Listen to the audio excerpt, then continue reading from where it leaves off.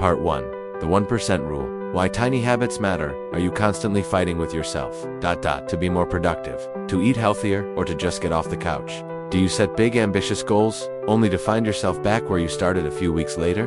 What if the secret to achieving your dreams wasn't about making a monumental, life-altering change, but rather about embracing the power of small, almost unnoticeable habits? Today, we're going to break down James Clear's revolutionary book, Atomic Habits. This isn't just another motivational book. It's a practical, step-by-step guide to building a system that makes good habits inevitable and bad habits impossible. We'll show you how to leverage the science of human behavior to create lasting change in every area of your life.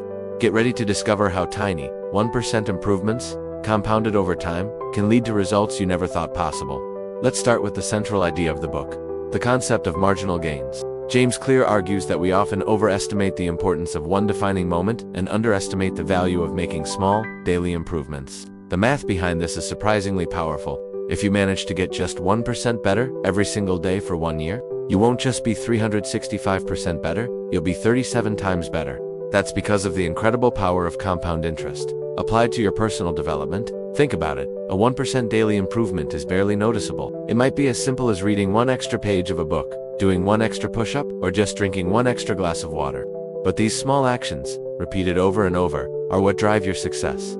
The opposite is also true. Getting just 1% worse every day leads to a decline to almost zero by the end of the year. This is why our small, seemingly insignificant bad habits are so dangerous. They slowly but surely erode our progress without us even realizing it. The message is clear. Change doesn't happen overnight. It is the result of hundreds, or even thousands, of small decisions that accumulate over time. Part 2. The 4 Laws of Behavior Change. So, how do we actually build these good habits and break the bad ones? James Clear provides a simple but profound framework called the 4 Laws of Behavior Change. You can think of this as a user's manual for your brain's operating system. The first law: make it obvious. Our habits are often triggered by cues in our environment. To make good habits stick, you need to make their cues obvious and impossible to ignore. Want to exercise in the morning? Lay out your workout clothes the night before, right at the foot of your bed. Want to eat a healthy breakfast? Pre-cut your vegetables and put them in the front of your fridge. By making your environment a roadmap for your good habits, you're setting yourself up for success. The opposite is true for bad habits. To break them, you must make their cues invisible. If you want to watch less television, unplug the TV and hide the remote in a closet. By increasing the friction and making the bad habit less obvious, you make it easier to resist. The second law: make it attractive. We are hardwired to seek pleasure. The more attractive a habit is, the more likely we are to want to do it. You can make good habits more attractive through a strategy called temptation bundling.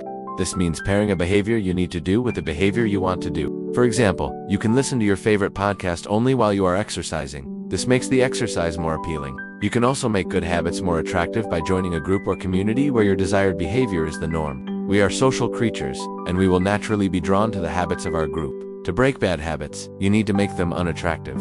You can do this by highlighting the long-term negative consequences of the behavior. Thinking about the long-term pain of a bad habit can make the immediate pleasure less appealing.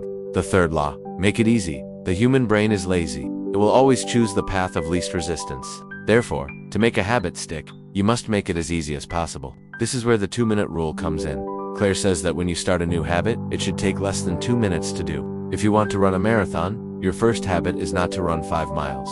Your first habit is to put on your running shoes. This tiny step is so easy, it's almost impossible to say no to. The goal is to master the art of showing up, not the performance itself. To break a bad habit, you do the opposite. You increase the friction. If you find yourself mindlessly scrolling through social media, you can put your phone on a shelf across the room. The simple act of having to get up and walk to your phone can be enough friction to break the cycle of mindless scrolling. The fourth law: make it satisfying. We are more likely to repeat a behavior if it feels good in the moment. The key here is that the satisfaction must be immediate. Most good habits, like going to the gym, only have delayed rewards. You don't feel better immediately, you feel tired. The rewards come much later, in the form of better health or a leaner physique. The trick is to find a way to make your good habits immediately satisfying. This could be as simple as using a habit tracker and ticking off your progress each day.